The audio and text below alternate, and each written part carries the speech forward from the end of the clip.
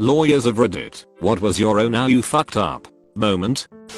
Unfortunately, my best story for this is from my own client. We had a client who was on the board of directors for a company and was being sued for allegedly not telling the board something. His part of the case was really only a smaller part of a larger and more complicated case, so while there were a lot of other issues in the case overall, the entire case against him specifically essentially boiled down to whether or not he told the board about X. I and few other attorneys spent an entire week, 9 AM to 5 PM or later, Monday through Friday, prepping this client for his deposition by going over every document in the case with him and explaining why it was important. On several occasions we reiterated that no matter what else happened in the case, as long as we can show that he told the board about X, he was fine. The day of the deposition arrives. Opposing counsel sits down and starts questioning our client. In the first 5 to 10 minutes of the dep, opposing counsel straight up asks our client what he told the board. Client responds, "I told them about Y, I told them about Z, I told them about A, B, and C," and says nothing about X, literally the only issue in the case against him. In 20 plus years of practice, it was the closest I've ever come to rage quitting on a client. I was tangentially involved in a custody dispute. Dad alleged mom was doing all sorts of things and he should have the kid. Dad's attorney grilled mom for about 20 minutes on texts she had sent claiming to sell her prescriptions. She wouldn't admit it. Dad's attorney moved on and eventually ended with, "One more question. Where did you get the pills you were selling?" Mom responds without thinking, "Oh, my doctor prescribed them."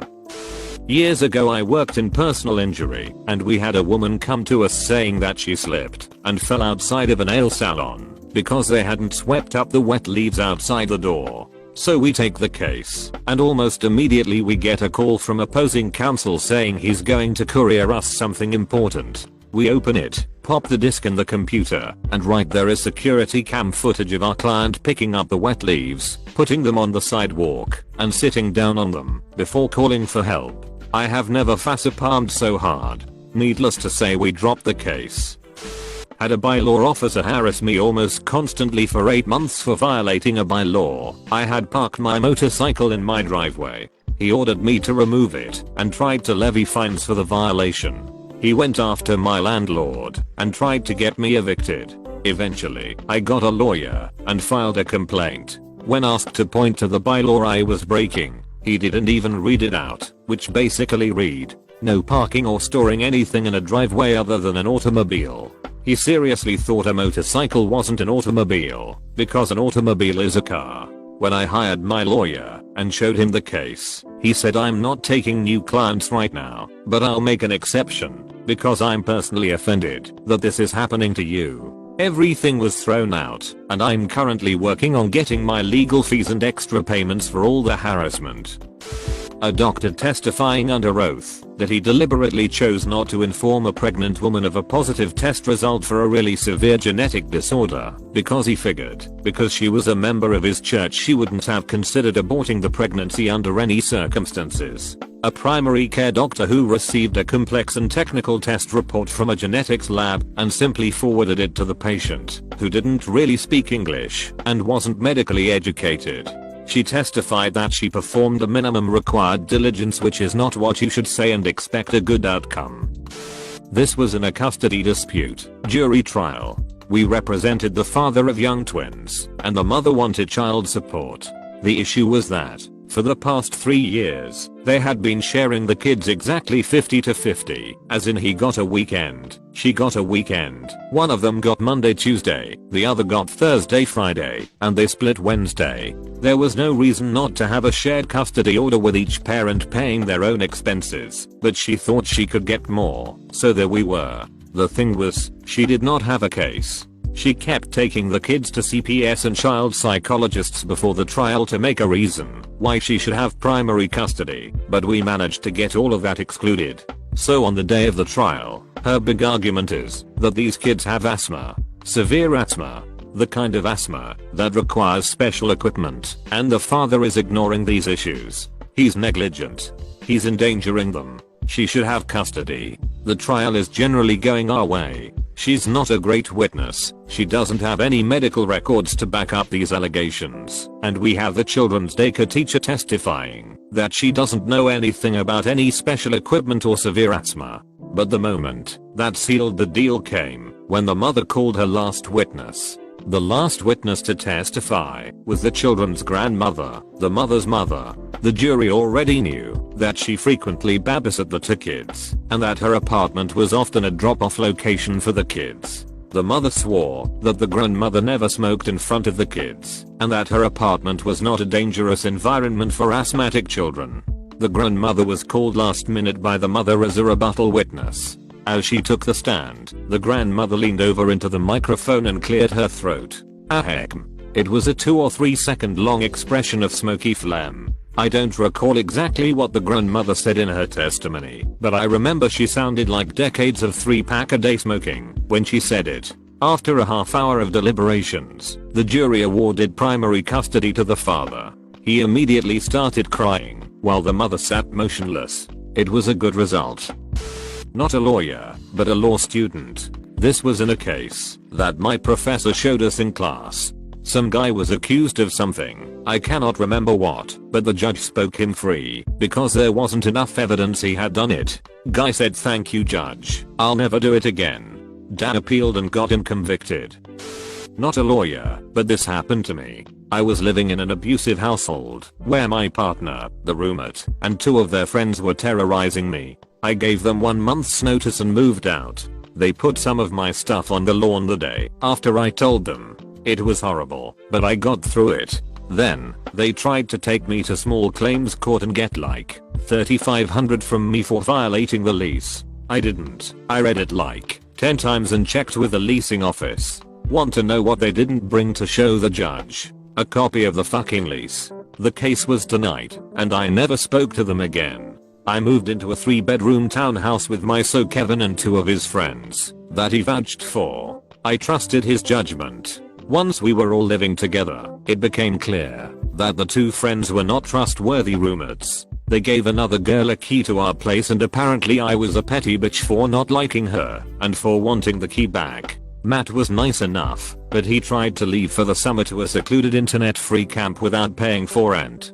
We worked it out, and he wasn't around for the majority of the shit show. I count him as a friend in this story because he wasn't around most of the time. The other, Jason, went through 6+ jobs in 5 months, couldn't pay rent on time ever, and was emotionally unstable, like getting drunk every night and punching things, and projecting his mental health issues onto me. Over the summer he progressively became more toxic, screaming at me through the vents about how I was such a childish bitch for not wanting to spend time around him, demanding I clean up after him because I had off work that day, and generally stomping around the house accusing me of being toxic because I wanted to have alone time after work. And my boyfriend changed. He became mean and did nothing when his friends verbally assaulted me, and he even said that I was a depression blob, and maybe if I didn't act like a bitch his friends wouldn't call me that. They stayed up late gossiping about me, talking about how bad I was in bed, how I needed to pull my weight more around the house, and how I was terrible for Sis. So I moved out, dumped him, and blocked the fuckers. I can't remember most of my time living there. I have PTSD, unrelated, and block out bad things. So, picture it, mother and father are in a custody dispute. Mother's not making a lot of money, but she's hustling as best as she can to take care of her kids. Father's a deadbeat. He actually was supposed to originally have primary custody, but skipped out, so she's been taking care of them for a couple years, and now she wants primary custody officially transferred to her, and he's fighting it because he's a narcissist. Anyways, in many jurisdictions, in addition to the lawyer for each side, assuming that the person isn't arguing pro se, like the father in this case, because not everyone can afford a lawyer, or thinks that they need one. When there's a child involved, the court appoints a guardian ad litem, who represents the child. The guardian ad litem interviews the parents, interviews the child, does some basic investigating, and reports to the judge about their assessment.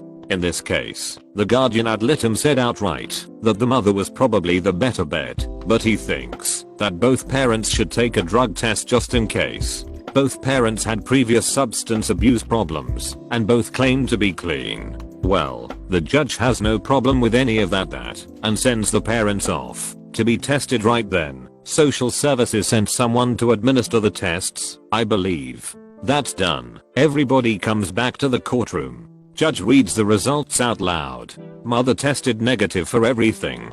Father tested positive for cocaine. Now, as the mother's attorney and the guardian ad litem, made sure to emphasize, cocaine doesn't stay detectable for very long. Either the father used it very recently, he admitted in court that he'd gone to a party and done a line of coke, or he was such a habitual user that it remained detectable for longer. The party that he'd been at was the previous weekend, which was outside of the approximate 3-day range that cocaine remains in your system. So if that was indeed the only time he'd used coke, then he must have been doing lines non-stop the week before for it to linger so long. Things really did not go well for him after that. Mother ended up with primary custody of the kids. Father ended up looking like a real tool in front of the judge.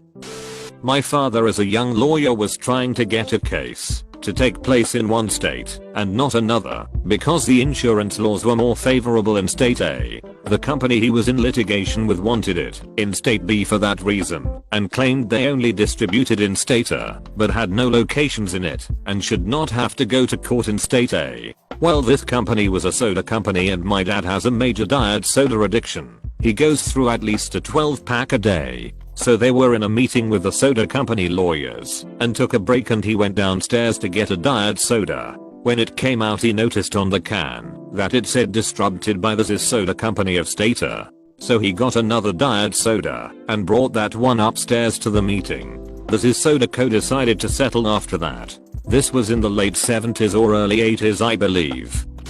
I was involved in a civil suit against an organization that allegedly allowed and attempted to cover up the sexual assault of an at-risk population. During a deposition of a victim, the opposing counsel began asking an aggressive line of questions accusing the deposed of having been convicted of making false reports in the past and convictions for forgery and identity theft. After our client answered with a simple no to about a dozen of these questions, opposing counsel became belligerent, eventually basically signaling that at trial he would be producing mugshots, as well as conviction records, as well as charges for perjury, and right about at that point he becomes ghost white, pulls very close to his face what is clearly a photo he had in a folder, looks at it closely, then shoves it back in, and asks to conclude the deposition. He had pulled records on the wrong person. I later found this other person, and while their names were the same, the ages were more than 15 years apart. Not a lawyer, but my cousin is. He had a deposition via Zoom during this pandemic, and the plaintiff's counsel shared his screen to present an exhibit. My cousin notices a tab on the guy's internet browser, showing that he was trying to look at my cousin's Facebook profile, which is set to private. Deposition ends and he says so. Once last question. Do you like my profile picture? Plaintiff's counsel immediately hung up the call. Maybe not the biggest fuck up, but gotta be pretty embarrassing.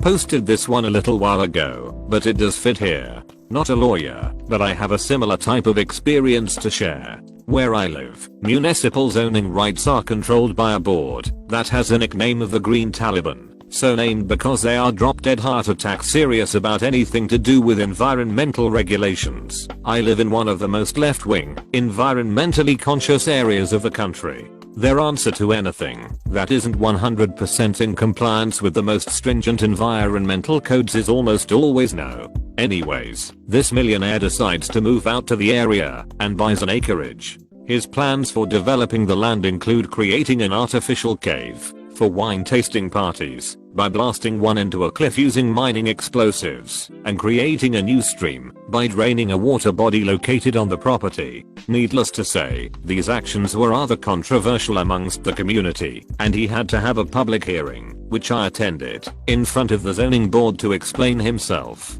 After a couple of pointed questions from the board, he loudly groused, "You know where I come from, a very conservative part of the country. As it turns out, if we want to build a road, and there's a lake in the way, we move the lake."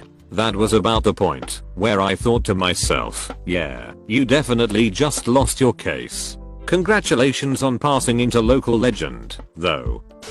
not a lawyer, but this story still applies. My parents have a jewelry store and the landlord was trying to extort them to sign a lease for nearly double what it was appraised for. Problem was, the lease they signed, and the landlord signed, said when they renewed the lease both parties were to get their own appraiser then meet in the middle of what the two prices were.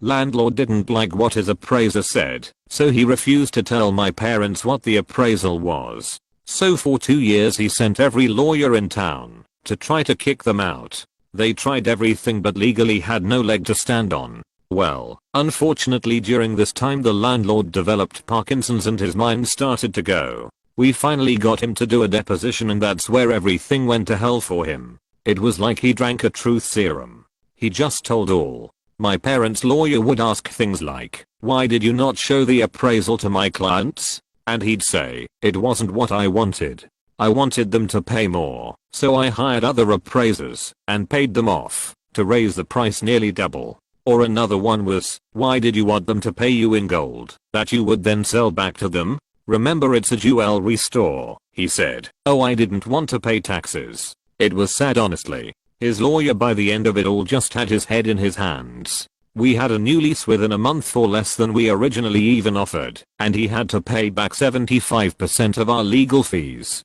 Nearly $100,000.